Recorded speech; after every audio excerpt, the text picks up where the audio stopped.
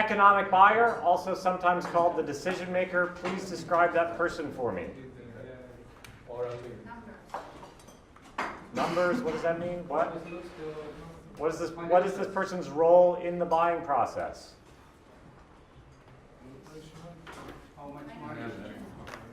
How much money? Responsible for costs. They're the people who can sign the purchasing order. Okay, they can sign or approve. They have to say yes for you to get the sale. Oh, I'm sorry. So look, I am going to be talking about B2B sales for the rest of the day. I'm going to keep it relatively flexible. Okay, so feel free to ask any questions again.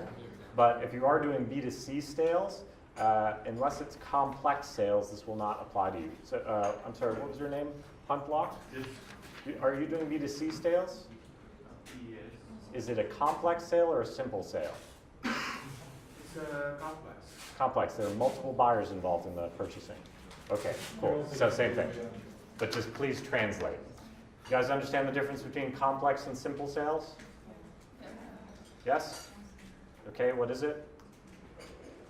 You guys keep making me very suspicious. You're like, yes, we know that. And then I ask you like the straightforward question. You're like, What is it? Like, is it a simple one-click purchase or kind of a process where you have several decision makers? Yes, okay, exactly. So simple is like, this is a nice candy bar, I'll buy this. Complex is like, I'd like to buy a car, well, I can afford to pay for some of it, but my wife is the big earner. She's going to write the check. And then my sister is actually really good with cars, so she's going to be able to veto my purchase if I buy a really bad engine, which goes broke soon. So, and then of course there's my kids here. They have an opinion about what will look cool and everything like that. You're going to borrow the car sometimes. I know you. Okay. So, my wife is what? What's the role? No, she has the money. Economic buyer. Don't get fooled.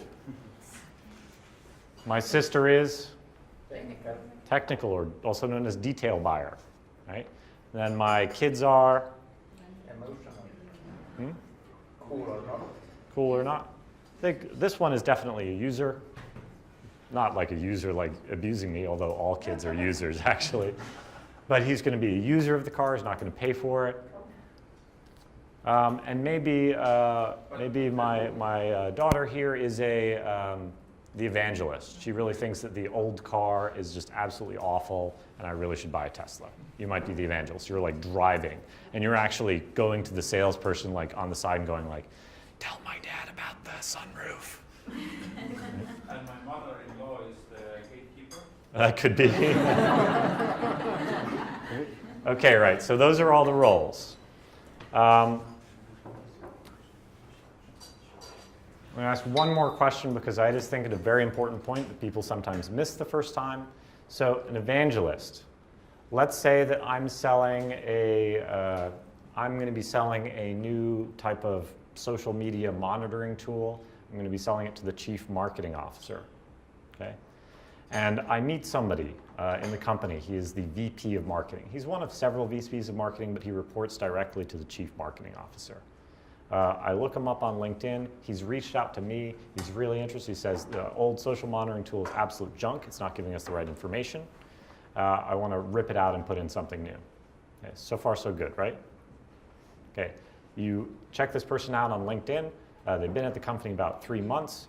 They have been in very many VP level roles. They've even been the chief marketing officer at a startup.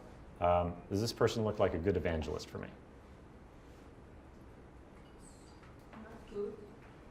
What? Not good. Not good. Why? Like, he's not earned his trust in this company. He Okay. can't like sell Very his good. product. Okay. Evangelist should have been involved in some sort of purchasing decision and gone through that purchasing process at this company. That is a super good evangelist.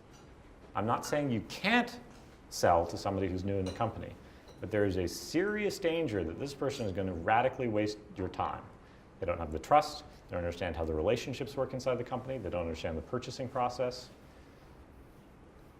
My background, so I spent 10 years in the music industry. I spent 7 years in IT security, where we did all B2B sales. I did no B2B sales in the music industry. I did 7 years of B2B sales in tech industry. I was mostly a product manager, and then I was also a business manager and business unit manager. So oversaw our Vietnamese and China offices while I was a product manager, developing several lines of new products, including full disk encryption, email encryption, file folder encryption, et cetera, et cetera. This is a very common thing. It took me a really long time to recognize. My friend Sean Murphy pointed it out to me, and I was like, oh, that explains 7 years of my life. Don't waste your time, or don't prioritize the people who are not familiar with the purchasing process in their company. It is really important. So once again.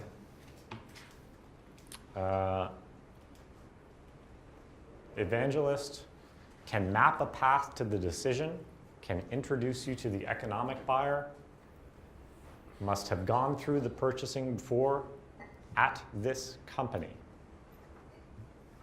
I'm not saying you can't close the sale without this person, but it is far less likely. Now, if you had 100 leads coming in and 99 of them had just joined the company, I would target the one person who's been at that company for like a year. I'm much more likely to close the sale with that person. Okay, technical buyer cannot say yes, but can say no, right? Okay, so this stuff looks all very, very clear. Have you mapped out these buyers in your current sales? Yep. Yes? Okay, so if we take one of your sales, you will be able to identify the exact person in each of those roles. In every company we do this. Awesome. Okay. But not the gatekeeper, I think we didn't do gatekeeper. Sometimes there isn't a gatekeeper. Sometimes the gatekeeper is the same person as the evangelist. Can you give an example? Give an example? Yeah. At small and medium-sized businesses, if you're targeting a small and medium-sized business, sometimes the evangelist and the economic buyer are the same person. No, gatekeeper. Oh, gatekeeper, an executive assistant. No. Gatekeeper is somebody generally responsible for controlling the time and making sure that the time of the economic buyer is not being wasted. Usually they call us. Usually they call you. That's great. I find gatekeepers are less common now. They do still exist in very large companies. Some CEOs use secretaries, and then they call them and usually say, I have no time. Oh yeah, that's possible also. But like a lot of more people have executive assistants, but they're less the traditional gatekeeper. Like they're just responsible for making appointments. They might be virtual. They might not even actually work at the company. It's just an email address. But they do still exist, so just be aware that you shouldn't piss them off. Like pissing off the executive assistant to somebody that you really need to talk to is a surefire way to kill your sales deal, because they will completely screw you. Completely. Done that too. I don't want to neglect this, but if everybody can do this effectively, that's great. Let me just do a quick show. Who is dealing with this type of sale? So not like I'm selling to companies with 2 people and all of the roles are the same person. Who has complex sales? Okay, anybody have more simple sales or like B to small b where it's like, this doesn't really apply? Okay, a couple of you. But typically it's the same thing, but it's a little bit more wishy-washy in terms of like, you might be selling online mostly, not direct sales. Us? Yeah. It's term test and it is direct sales. That's the thing with Okay. B2B2C. So you still have to talk to them as channels. Okay, so complex sales also applies to when you're trying to sell a channel partner. So same general process. You're targeting just online sales. Is anybody doing just online sales? Complex and simple. Yeah, both complex and simple are cool. Okay. I'll tell you what. Have you guys all done this with your current prospects? I know you have, but if I ask you to do right now, like here's IBM, here's Cisco, here's Microsoft, have you literally written down the names of all those people? No. No. Okay, let's just take 5 minutes. You guys can take a break if you want. All I want you to do is I want you to take a piece of paper. Okay, that's it. I want you to make this basic matrix. Economic buyer, user, evangelist, technical buyer, gatekeeper. And I just want you to write down your top 3 sales. Top 3 companies that you're in the sales process, you're dealing with them right now. Who are those people? Okay. Try and write down the names. If you're not 100% sure, maybe either your salesperson isn't here, just try and write down, no, I really know the person, or I'm not sure about the person. Basically, when you do sales, it's, do you have your CRM set up with fields for economic buyer, evangelist? No? No one? Yes, you do? Good. Nice. This is going to be more significant. The more complex the sale is, the more structured you have to be with the sales process. Do you guys like using your CRM? Of course. Of course. It's the best thing ever. Sales guys hate it. Sales guys hate it. I like the whiteboard. Whiteboards are great. Excel sheets are great. Anybody here use Pipedrive? Yes. Good loyalty. Good team loyalty. I bet you Colin got a discount for you all. Yeah. We got our own discount. So that's cool. Pipedrive, I've used Pipedrive. I used Pipedrive when I worked with Luxor. Pipedrive's fine. I don't really have a huge preference. I do like Streak. I think Streak is kind of cool because it's in your Gmail. It's an extension which fits on top of Gmail. So I don't have to go to a different screen to see all the information. I do think, especially if you have a highly complex sales process, which is taking more than like one visit to close the sale, it behooves you to be extremely, extremely, extremely structured and process-oriented about it. I find it personally a little bit unpleasant. I'm not a salesperson by nature. That is not, but I do close 50% of the leads that qualify. I close, which is pretty high. We also qualify about 50% of leads come in. So I actually close 25% of all leads that come in right now. It has taken me a very long time to get to that point in my sales ability because contrary to the fact that I'm standing here and giving you guys a long lecture, I am an introvert. I would much rather be watching reruns of Walking Dead right now. Sorry. So it's not something I'm very good at. I would rather go in and just wing it and have a nice conversation than kind of hope that things are going to work, but it's not effective. It just doesn't work. So the more complex your sales process is, the more organized you have to be, and you do have to be extremely dogmatic about things like writing down who's the evangelist. Now, you should have these fields in your CRM. You should know who those people are per customer. You just should know it. If you do this with all your sales, if you had your CRM set up this way, I could most likely tell you which of your leads are most likely to close and when, just from this information. Like if you have lots of question marks in your sales, if this one is like, oh, I know the economic buyer, they're really excited, the economic buyer happens to be the same person as the evangelist, but I have no idea about the technical buyer and all that stuff, I would tell you that sale is probably has a big risk in it. It's quite dangerous. Whereas if you know everybody, you're much more likely to close that. How do you get to everybody? How do you get to everybody? Good evangelist. Okay. Honestly, that's the biggest thing, is a very good evangelist. If you have a really good evangelist, they're going to introduce you to everybody. But you have to work with them and help them. You know, you have to be proactively asking them, like, hey, like, here's one that I've fallen into, a trap that I've fallen into several times, and I still sometimes fall into it. So you're all small businesses, and some of you are selling to enterprise companies. You could spend 6 to 9 months working the sales process with the evangelist, working your way up to the economic buyer. Everybody's excited, and then what happens? The economic buyer says, like, this is awesome, but first I need to, what? Do something. Confirm it with my CEO. Confirm it with my CEO? Oh, well then he's not the economic buyer. So now let's budget it. Also possible, but it's the economic buyer. He can mess with the budgets. Confirm it with a technical guy. Yes. What is the technical guy in this case? There's lots of different technical buyers, also known as detail buyer. Does the technical buyer mean the IT department? Is that what you guys think that means? It depends on the Doesn't- case. Could be, An accountant? could be what, sorry? An accountant. Could be an accountant, could be legal. Most often it's somebody in the procurement department. Procurement department has specific rules. The technical buyer is responsible for making sure the process is followed. They are not responsible for the outcome of your sale or the product. Don't care. Purchasing department is responsible that the process is being followed. That's it.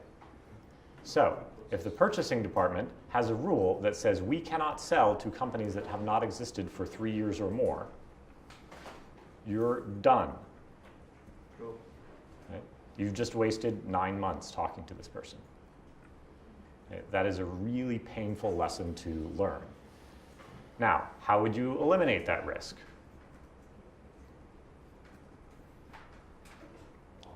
Why not? Could ask right away. Like who else? Okay, so you don't want to ask that specifically because that is kind of an ego, yeah, right?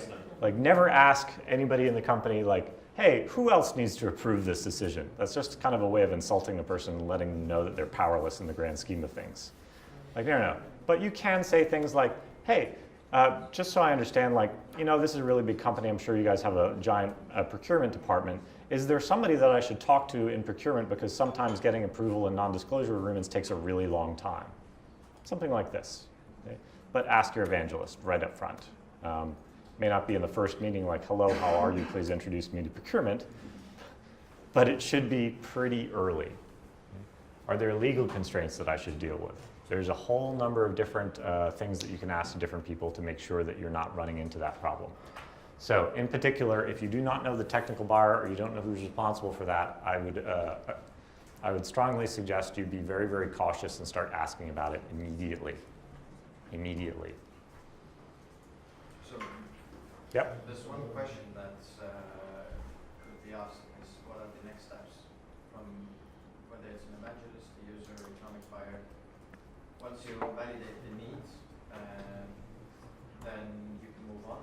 They might not be the right person, but you can ask them what are the next steps, what's the timeline, so that they would have to give you something specific.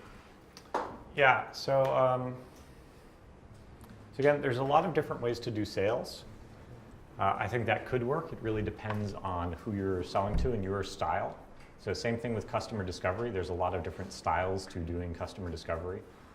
Some of them work, some of them don't work. Like, you know this question, if I had a magic wand, what would you want the world to look like? You know this question?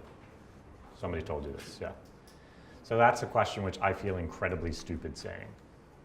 Right? It works for, like, my friend Kate Rutter, Janice Fraser. They use it, they get great information out of it. I feel like an idiot. So I will use like a different question. If I'm talking to chief marketing officers, I might say something like, hey, thank you for taking your time. Thank you for taking so much time with me. I just have one more question for you. Look, you're a marketing guy, and you know a lot more about marketing than I do, but you guys know Seth Godin? Yeah. Okay. If Seth Godin were here, famous marketing person, right? If Seth Godin were here, what question would you ask him? Right? That's my magic wand question, because Seth Godin is like a magic wand. He fixes everything. Right? So that style works better for me. So yeah, a lot of different sales techniques. I would not ask what is the next step. I do not find it to be very productive because the person probably doesn't know, or they're just thinking about themselves. If you ask things like, do we need to sign an NDA? The person will know the answer to that. Is there a long purchasing process at your company that we should think about? They will know the answer to that, so you have to be a little bit more specific. If I can give you 2 quick sales tips, how do you guys feel about sales calls right now? Everybody has some experience doing sales calls? Just raise your hand quickly. Okay. Are you guys great at that? Are you bad at that? Are you closing like 50% or more of your qualified leads? No. Okay, do you know how, let's start with, do you know what percentage of leads you're closing? Not by heart, but Not by heart, but you can look it up.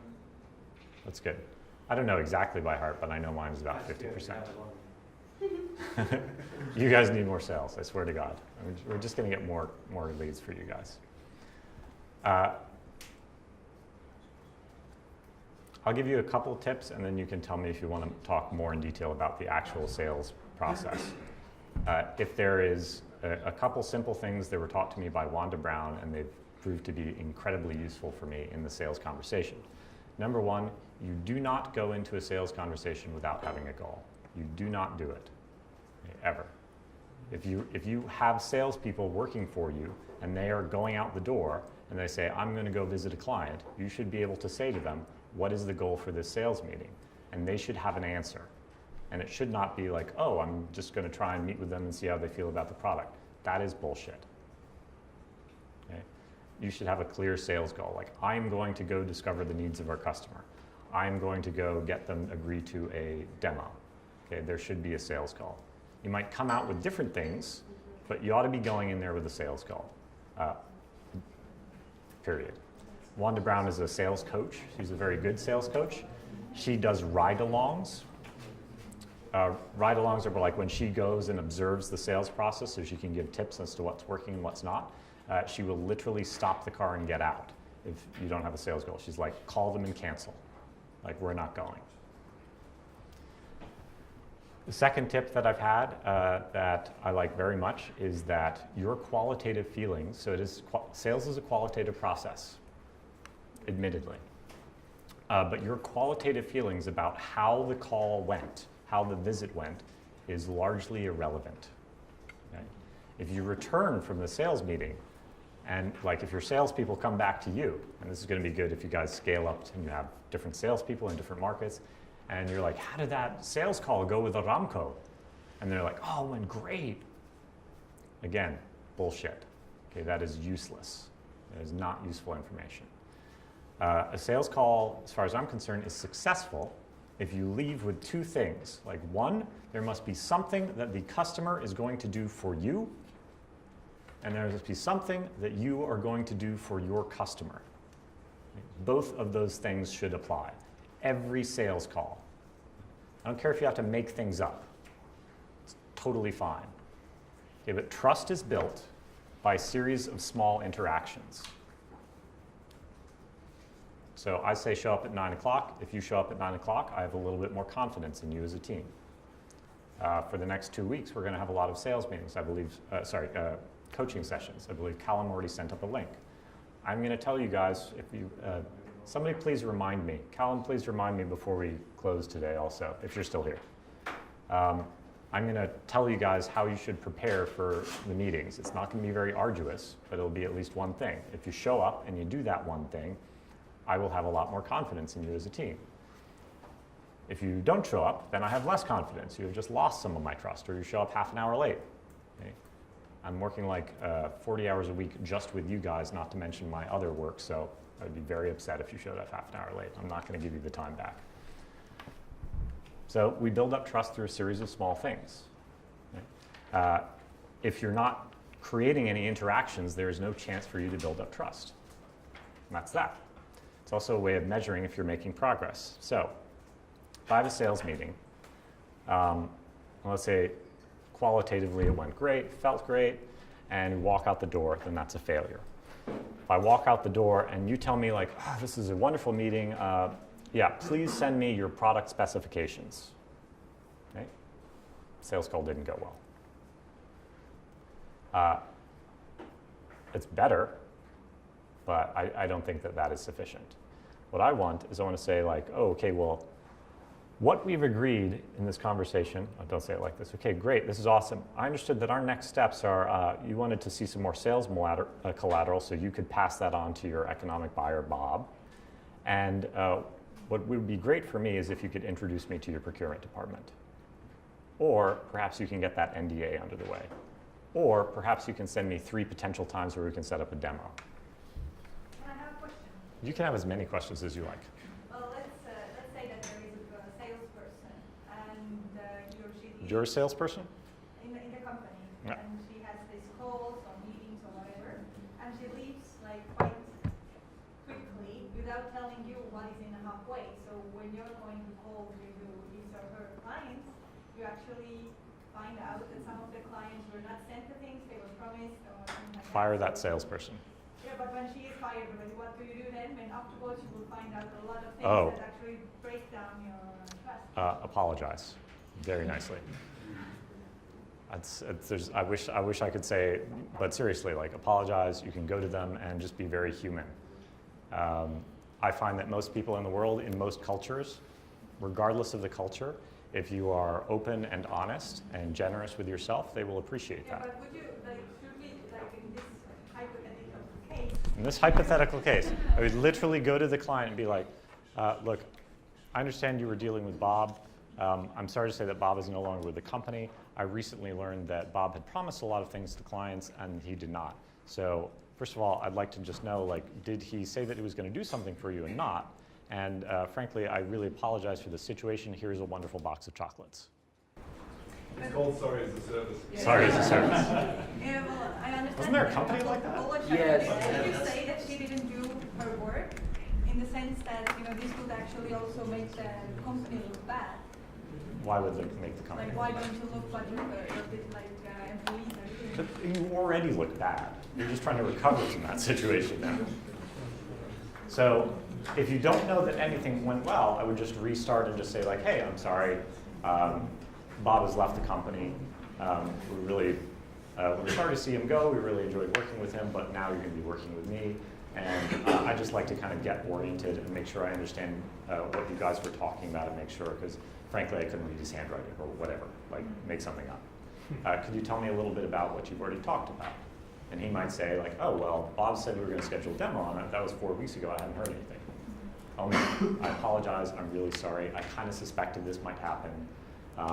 It's our fault as a company for not following up. But if you don't mind, if you can give us another chance, I'd really appreciate being able to set up that demo for you. There's not really much else you can do as far as I know. Does anybody have any other tips? Is there any other way to deal with that? Because there are probably other ways, but that's my method, is just to be open and honest. I find that most people are very appreciative if you make yourself vulnerable. So that's what I try. Okay, so does that make sense? So one thing that they can do for you, one thing that you can do for them. I often forget this in meetings all the time. So I have actually a list in my note-taking template. I'll actually show you my note-taking template. During the break, I'll try and find one which has no incriminating evidence on it. And in the template, it has like 6 suggestions, just in case I forget, so I can quickly go like, have we started an NDA yet? You know, would you send me 3 times for this appointment? Could you introduce me to somebody in the purchasing department? Like, when is your budgeting cycle? Anything, just something that they can do offline. Now, the one thing I will also mention is that try not to make the one thing that you ask for something that they can do instantaneously. You don't want to give them something where it's just like, hey, can I have a paperclip? And you're like, ooh, thank you, great, awesome. That's kind of deceiving yourself. You know? Yes. Well, I want something because part of this is it's a gauge of whether or not this person is serious, right? Because if they do the thing that they say they're going to do, that tells me that this person is really interested in this. If they don't do it, it doesn't mean you're not going to close the sale, but it's definitely something to be aware of. You know, if you have to follow up 2 weeks later and say, hey, Bob, you mentioned you were going to send me some times for meeting next week. I haven't heard from you. I just wanted to check back in. And Bob goes, oh, sorry, I was on vacation. Or you get their autoresponder. That's happened to me. Right? It's not their job to service you. But this is a way of gauging, like, is there still urgency? Is something going on? Is this person actively working on it? Because again, if it's not, they're not actively working on it or putting any effort into it, maybe it's that squeaky sound in your car that you're not dealing with. Maybe this isn't actually that urgent and you've overestimated their pain point. So are you actually suggesting that you should sort of break down the talk process in terms of like, for example, when I make a sales call to the manager of the GP office, then we have a set of like 5 things that are the next steps. And usually when they are interested, then that's how I do it, that I send the next steps that they have to do. All 5. All 5. Do I have to break it down? I don't know, is it working? Okay, then keep doing that. Right? But in this way, the thing that you're saying is that building trust by all the small things and the small tasks. Yeah, so I'm generalizing to some degree because this is a big room. Yeah. The more complex your sale is, the more different buyers it is, the more likely it's going to be a 6 to 9 month sales process, and yes, you have to build a lot of trust over that time period. There are situations where somebody will come to me. So right now, I'm dealing with large enterprises doing lean innovation with them, right? Sometimes I've gotten a call from somebody who's just like, you know what? I really need somebody right now. I've got a project that's failing. I need somebody as of next week. I have the budget. I'm going to put it on my credit card and expense it. Let's go. And maybe just in that call, that's that. So it could be you have a slightly simpler sale and that's feasible and working for you. So go for it. You know, maybe you can show me that list at some point, and if the list is like, get me through your purchasing process and start an NDA, and like it's 10 things that take 10 weeks, okay, then I'm say maybe try the other thing first, or in parallel, see which one works better. But you're gonna have to figure it out yourself, because it's gonna be different in every industry. So let me make sure that I'm covering the most important things, and then we can decide if we want to go deeper here, if we want to move on. So go in with a sales goal. You should be leaving with one thing for them to do for you, one thing for you to do to them. That's how you can tell you're making progress. Right?